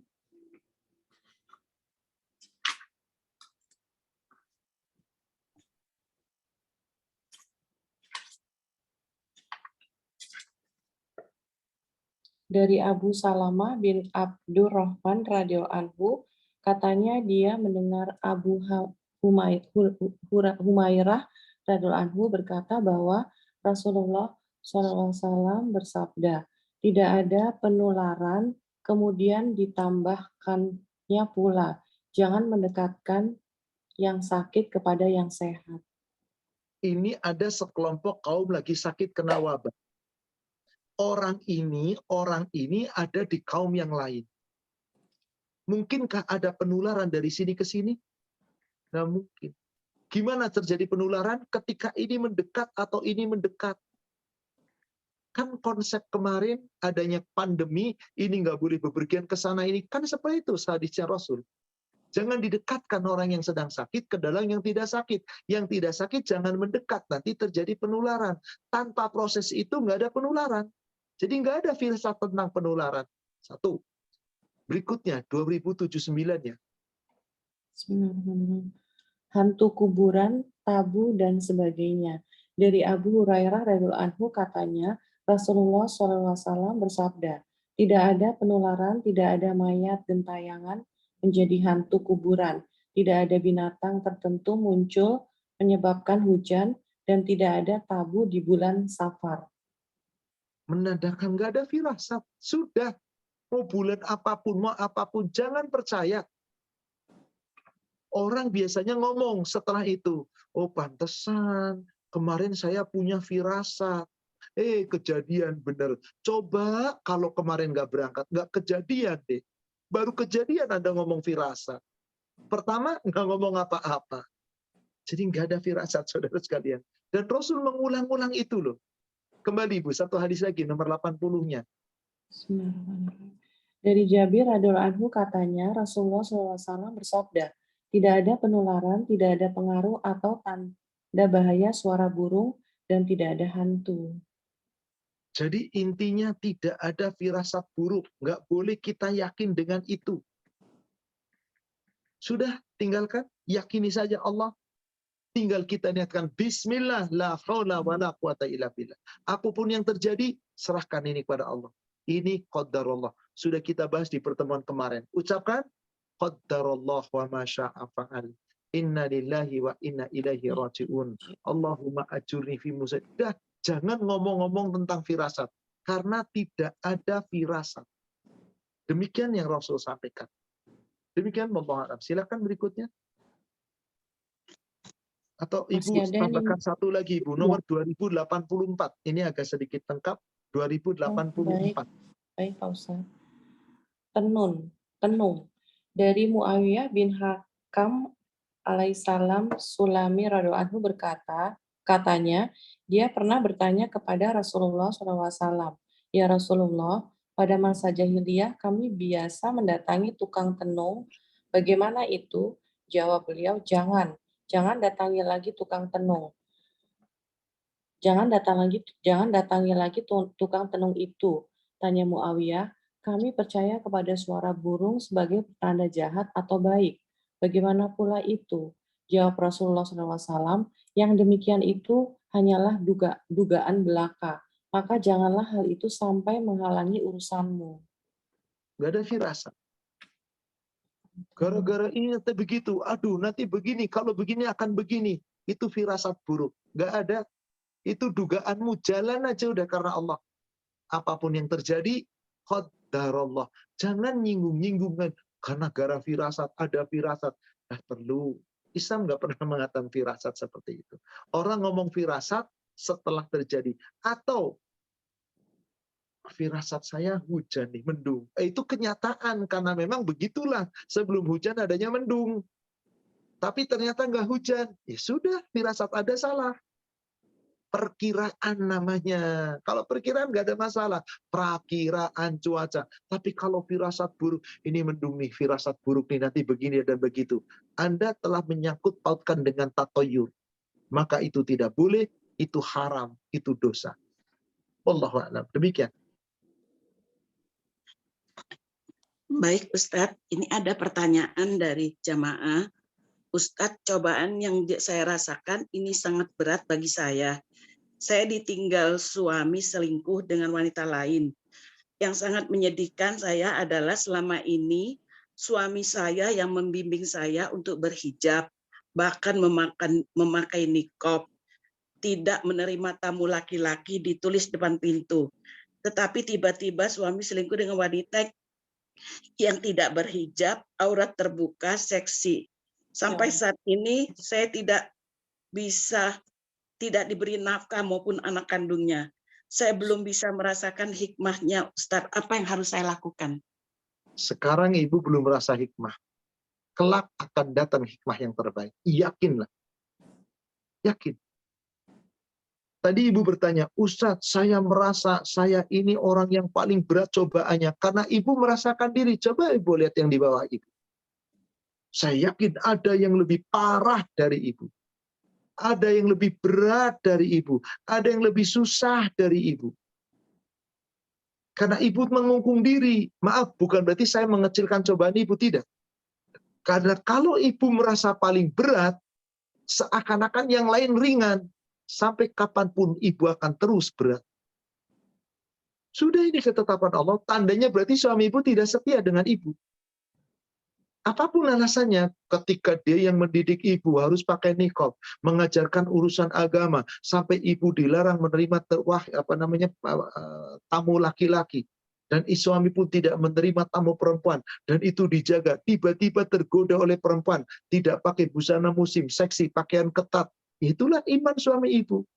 Kamuflase di hadapan ibu seakan-akan bagus. Hatinya Allah yang tahu. Doakan semoga Allah bolak-balikan hatinya. Semoga Allah berikan hidayah. Semoga Allah berikan yang terbaik. Anda merasa susah. Bismillah, ada yang lebih susah dari Anda. Anda nggak dikasih nafkah. Anda tinggal menuntut kepada pengadilan. Saya nggak dikasih nama, bagaimana? Kan ada pada saat nikah itu ada perjanjian. Yang terkadang dibaca.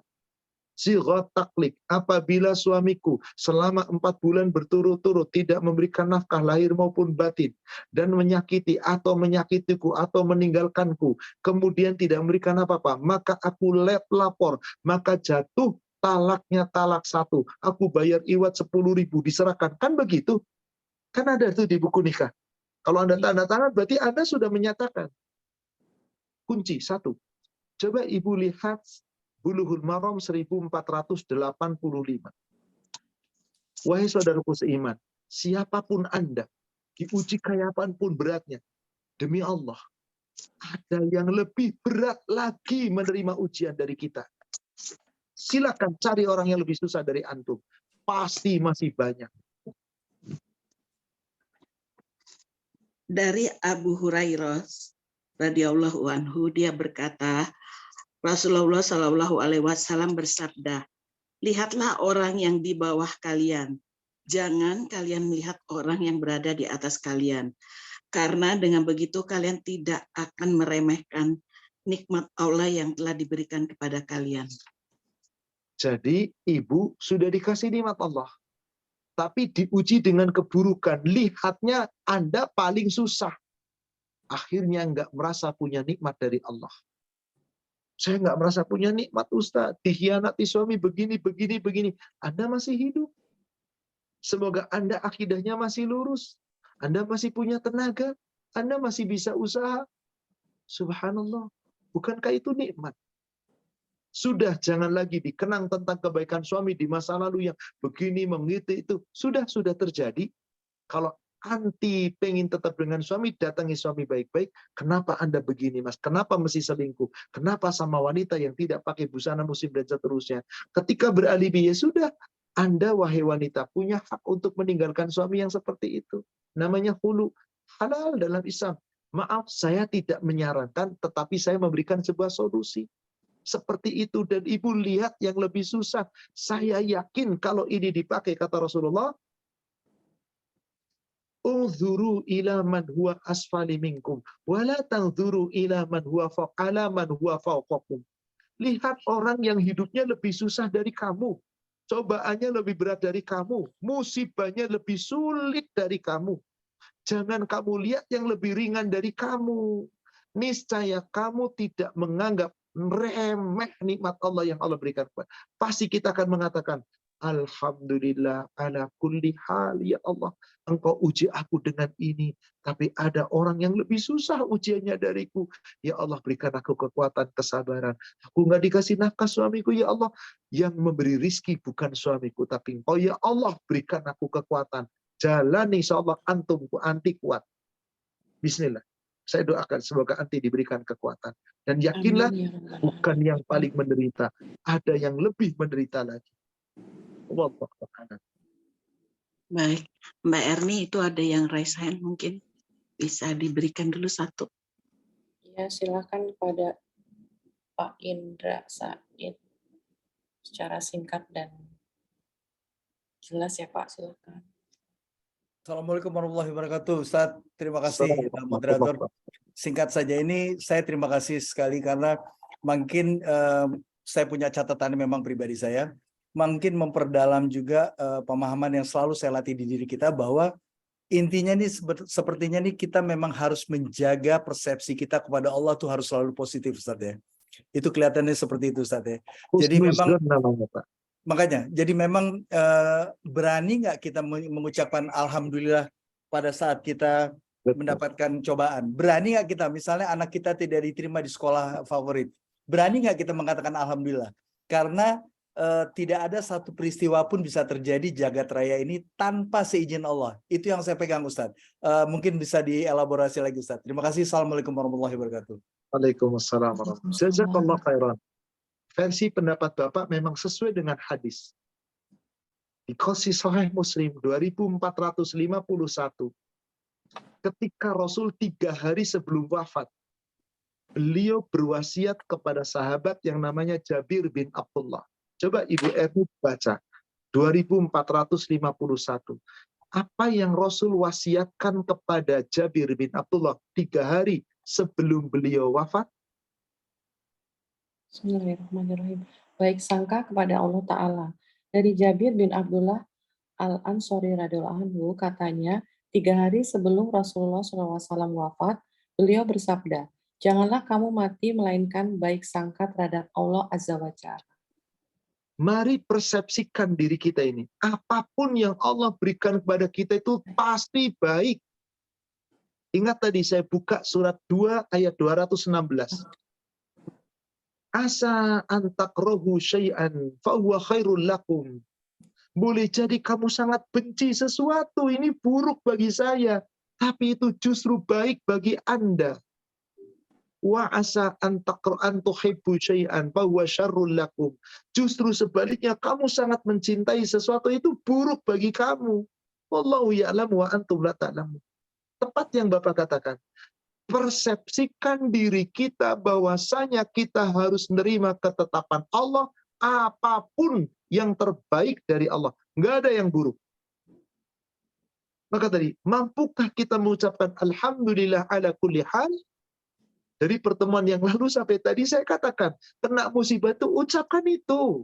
Alhamdulillah ala kulli hal. Qaddarallahu wa ma syaa fa'al. Inna lillahi wa inna ilaihi raji'un. Kenapa? Kita mau kena musibah buruk, kena musibah baik, tetap puji Allah. Jangan Anda muji Allah ketika lagi senang saja. Coba Bapak Ibu punya pasangan yang dicintai. Ketika baik, alhamdulillah terima kasih sayang. Ketika dapat hadiah, terima kasih sayang. Giliran suatu ketika nggak memberi apa-apa, nggak terima kasih sayang. Memang cuma hadiah doang yang diterima kasih. Lah selama ini kan saya melayani Anda. Memang hanya musibah ini yang telah kamu rasakan. Berapa tahun Anda dikasih nikmat oleh Allah. Kalau Anda mengatakan, saya diuji terburuk Ustaz. Nggak ada keburukan yang lebih buruk dari saya Ustaz. Anda suuzon kepada Allah. Rasul melarang. 3 hari sebelum beliau wafat, Rasul berpesan, la tamutanna ahadukum illa yuhsinu dhanna billahi azza wa jal. Jangan kamu mati kecuali kamu berbaik sangka. Berarti apa, Bu? Selalu menerima ketetapan Allah dengan lapang dada. Alhamdulillah ala kulli hal. Setelah kita mengucapkan inna lillahi, maka seorang muslim sejati, seorang yang takwa, yang sebenar-benarnya takwa, dikasih Allah baik, dikasih Allah buruk, jawabannya cuma satu. Semua ini kebaikan. Maka orang yang mampu seperti itu, susah hanya sementara. Ingat tadi sudah saya bacakan, Sahih Muslim 2402, bahwa sengsaranya dunia lupa nanti kalau sudah di surga. Nikmatnya dunia Anda lupa kalau sudah di neraka. Maka dunia nggak ada apa-apanya. Andai belum dapat dunia, yakin ada surga. Coba buka surat 16, dari ayat 30 dan 31. Ini yang bisa jawab ini nih hanya orang takwa. Orang takwa nggak bisa jawab ini. Wa qila lil ladzina taqaw. Ditanyakan kepada orang-orang takwa. Madza anzala rabbukum? Apa yang telah Allah turunkan untukmu? Kamu dapat apa dari Allah? Mau dapat susah, mau dapat sengsara, disakiti orang, disanjung orang, kaya raya, miskin papa, sakit terus, menderita, nikmat. Satu jawabannya, qalu khaira.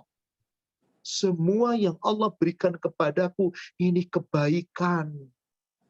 Alhamdulillah, ala kulli hal. Lilladzina asanu fi hadhihi dunya hasanah. Maka siapapun yang di dunia selalu berbuat baik, meskipun dia dijahati orang, didolimi orang, ditimpa cobaan buruk, tapi tetap berbuat baik sama Allahnya, terus taat, dijaga akidahnya. Lilladzina asanu fi hadhihi dunya hasanah. Waladarul akhiratu khair. Tapi andai kata kamu belum dapat di dunia kebaikan, ada negeri akhirat. Itu lebih baik. Wala nikmat darul muttaqin.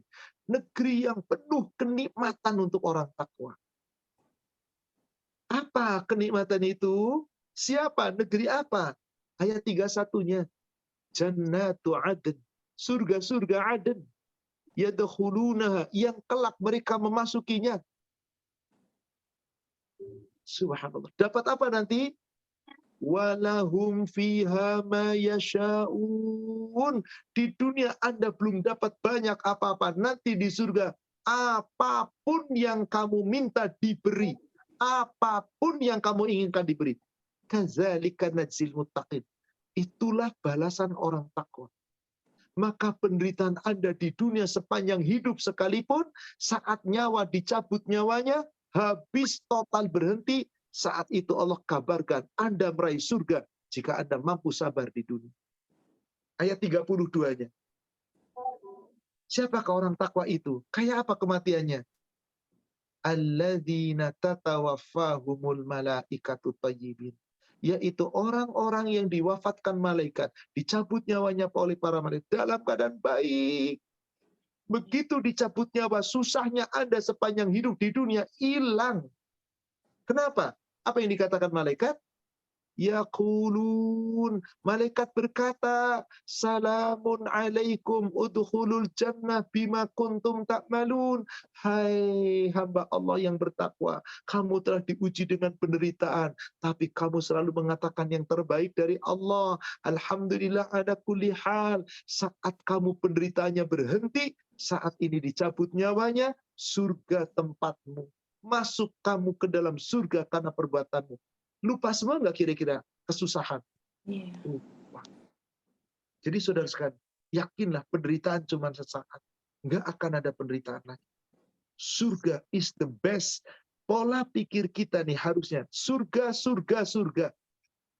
Kenapa? Bapak Ibu, kalau sudah di surga nggak ada penderitaan, ya Allah. Nggak ada susah. Anda susah paling puluhan tahun, demi Allah jutaan tahun nanti di akhirat. Kalau Anda banyak mengeluh, lalu Anda nggak dekat dengan Allah, sayang nanti sudah di dunia sengsara, susah, didolimi, Anda nggak dekat dengan Allah, nanti nggak dapat surga.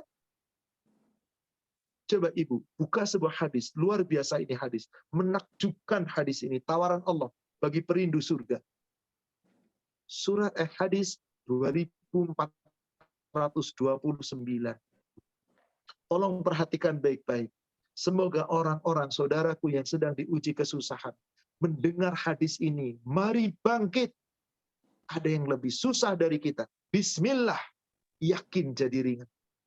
Lihat yang lebih susah, insya Allah jadi ringan. Silakan Ibu, Muslim 2429. Bismillahirrahmanirrahim. Dari Abu Sa'id Al-Khudri dan Abu Hurairah radhiyallahu anhu, dari Nabi SAW sabdanya, seorang penyeru menyerukan, kamu selalu sehat, tidak akan pernah sakit selama-lamanya, selalu hidup, tidak pernah mati selama-lamanya, selalu muda, tidak akan pernah tua selama-lamanya, selalu merasa nikmat, tidak pernah susah selama-lamanya. Demikianlah tujuan firman Allah Azza wa Jalla, itulah surga yang diwariskan kepadamu sebagai balasan bagi amalmu yang dahulu. Surat Al-A'raf 7 ayat 43. Saudara sekalian, bukankah hidup kita di dunia cuma sesaat? Bukankah satu hari di hadapan Allah di yaumil akhir setara 1000 tahun di dunia? Hidup Anda puluhan tahun, nggak ada 1 jam waktu akhirat. Susah cuman segitu. Itu pun nggak mungkin selamanya. Perhatikan hadis ini baik-baik. Abu Sa'id dan Abu Sa'id Al-Khudri dan Abu Hurairah menyatakan, hadis sahih riwayat Muslim. Yunada munadi, ketika para penghuni surga telah masuk surga, diperintah oleh Allah malaikat menyeru kepada penghuni surga. Ya ahlul jannah, wahai sekalian para penghuni surga, inna lakum antasihu fala tasqamu abada. Sesungguhnya kamu di surga itu sehat terus, gak pernah sakit selama-lamanya. Wa inna lakum antahyau fala tamutu abada. Kamu di dunia selalu, kamu di surga selalu hidup, gak pernah mati selama-lamanya. Wa inna lakum antashibu fala tahramu abada. Kamu di dunia selalu, kamu di surga selalu muda, gak pernah tua selamanya. Wa inna lakum antan amu fala tabta'isu abada. Hai penghuni surga, kamu di dunia selalu nikmat, nikmat, nikmat, tidak pernah susah selama-lamanya. Wahai saudara sekalian, siapapun Anda yang sedang menderita, penderitaan Anda demi Allah cuman beberapa detik dibandingkan waktu akhirat. Tapi nikmat Anda seperti ini di surga, berjuta-juta, bermiliar-miliar tahun. Nggak pernah mati, nggak pernah tua, nggak pernah sakit, nggak pernah susah. Nikmat terus, muda terus, sehat terus, hidup terus. Bukankah ini nikmat yang tiada taranya? Bukankah untuk itu kita hidup untuk meraih surga? Bukankah tadi sudah saya tutup, hikmah yang keenam adalah jika Allah menginginkan cobaan kepada Anda, makin menginginkan surga, cobaan itu makin berat. Jadi ketika Anda diuji dengan berat, tanda Allah sedang sayang sama Anda. Jika Anda mampu menerima dengan kesabaran, balasannya surga. Subhanallah. Ini hikmah yang terkandung, saudara sekalian. Subhanallah. Waktu juga sepertinya Ibu Afwan, saya beri kesempatan satu pertanyaan lagi. Mohon maaf yang barusan agak panjang karena Saya harus sampaikan ini, mudah-mudahan ibu penanya barusan yang merasa sedang disakiti, pendapat Bapak tadi penanya betul, kita harus satu, yakin ini terbaik dari Allah, karena demikian ayatnya dan dalilnya. Semoga kalau itu kita lakukan, surga nanti kita akan raih. Amin. Terima kasih. Baik. Demikian. Terima kasih. Silakan satu pertanyaan terakhir. Mbak Erni, boleh satu ini pertanyaannya. Boleh, Ustadz, silakan. ada cobaan bagaimana kalau ada anak yang murtad, hukumnya sebagai orang tua apa? Orang tua tersebut sudah menasehati, apakah ada azabnya buat orang tuanya? Ibu, anaknya Nabi Nuh durhaka. Padahal bapaknya Nabi Nuh telah dakwah 1000 tahun kurang 50 tahun. Kurang apa kira-kira? Begitu seriusnya dalam dakwah. Istrinya nggak ke bawah. Nabi Lut juga demikian. Istrinya dibawa. Anak-anak laki-lakinya cinta dengan laki-laki. Bagaimana Nabi Ibrahim? Bapaknya tidak terbawa. Bagaimana paman-pamannya Nabi Muhammad? Pada gak mau masuk Islam. Sepanjang kita sudah menyampaikan, sepanjang kita sudah mendakwahkan, orang tua sudah memberikan, tiba-tiba anaknya murtad, anaknya nggak nurut, maka sepanjang orang tua sudah mendidik, insya Allah tanggung jawab anak dan orang tua nanti di akhirat. Nafsi-nafsi. Putus hubungan keluarga. Karena dia murtad. Tapi apakah orang tuanya tidak dimintai tanggung jawab? Dimintai tanggung jawab. Dimintai tanggung jawab. Tapi tanggung jawab akan disampaikan. Saya sudah mendidik. Maka saudara sekalian, siapa saja orang yang murtad dari agama Islam, dan siapapun dia yang murtad, murtadnya mereka itu tidak pengaruh apapun. Di sisi Allah nggak ada apa-apanya. Dan bagi keluarga yang tidak murtad, yang telah mendidiknya, nggak ada pengaruh dosanya insya Allah. Bebas. Tanggung jawab ada, tapi sudah disampaikan. Coba perhatikan surat 5 ayat 52. Apa? Surat 5 ayat 54 maksud saya. Allah Subhanahu wa taala berfirman, "Ya ayyuhalladzina amanu," hai orang-orang yang beriman, "may yartadda minkum an dinihi fasawfa ya'tillahi biqaumin yuhibbuhum wa yuhibbunahu adillatun 'alal mu'minin a'izzatin 'alal kafirin yujahiduna fi sabilillah wa la yakhafuna laumata la'im." Ini ayat jelas sekali. Hai orang-orang yang beriman, barang siapa di antara kamu yang murtad dari keimanan, keluar dari Islam, kelak Allah akan menggantikan dan mendatangkan kaum yang baru, yang tidak akan murtad seperti kamu. Yang mereka saling mencintai, mencintai, dan Allah pun mencintai mereka, bersikap lemah lembut terhadap orang-orang yang beriman, dan adil terhadap orang yang beriman, tapi akan bersikap tegas terhadap orang kafir. Dan mereka akan senantiasa berjihad di jalan Allah, dan tidak pernah takut celaan orang-orang yang mencela. Terserah mau dicela kayak apa. Yang penting saya tetap di atas agama yang hak. Ikuti syariat, ikuti akidah. Silahkanlah mau dikatakan Wahabi, dikatakan Salafi, dikatakan sesat, terserah. Gak usah takut, gak usah takut. Sepanjang kita tetap mencari hidayah, tetap belajar agama. Jangan takut orang yang mencela kita. Kata Allah demikian. Dzalika fadlullah yu'tihi may yasha. Maka orang-orang yang tetap tegak di atas iman, nggak takut celaan, dan biarlah orang yang murtad keinginannya mereka. Sepanjang kita sudah menasehati, kita sudah mengingatkan, mereka memilih, sudah. Kenapa?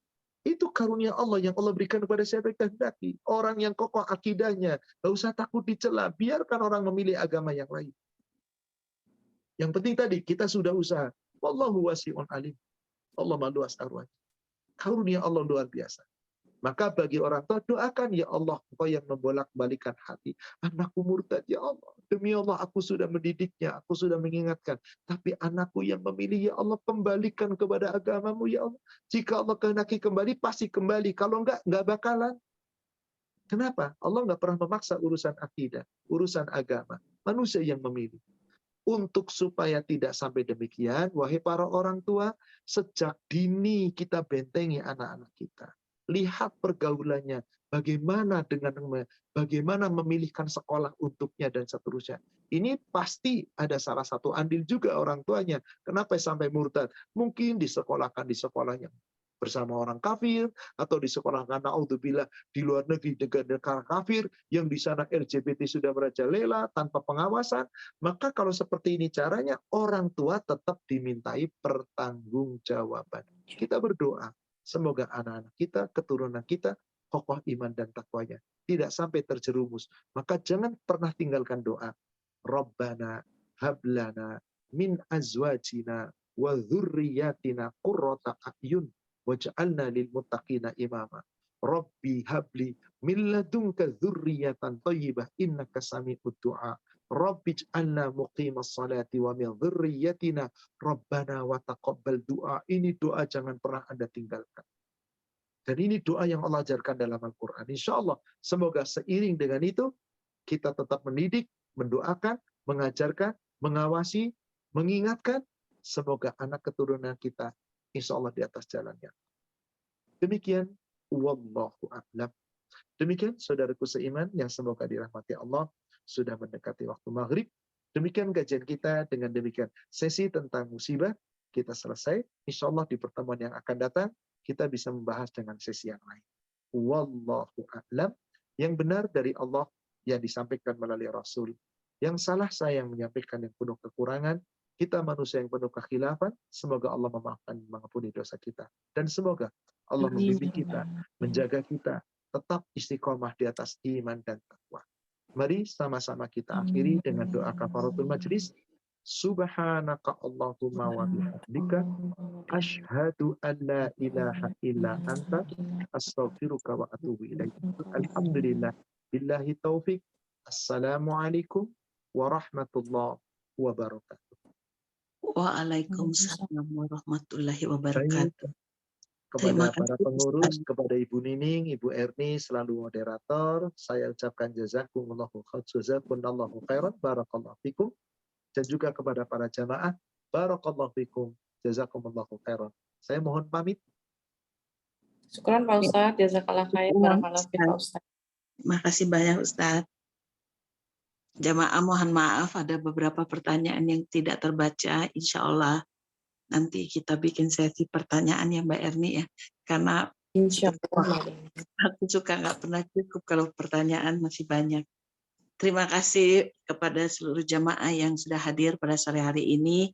Mohon maaf kalau belum bisa semua terbacakan, juga yang raihan belum bisa diberi kesempatan karena waktu juga sudah berakhir. Mohon kita ketemu lagi di lain kesempatan insya Allah bulan depan. Terima kasih Mbak Erni. Terima kasih banyak semuanya. Bu Nining, terima kasih. Jazakallah khair Mbak Nining. Barakallahu fiik. Baik, Mbak Erni. Assalamualaikum warahmatullahi wabarakatuh.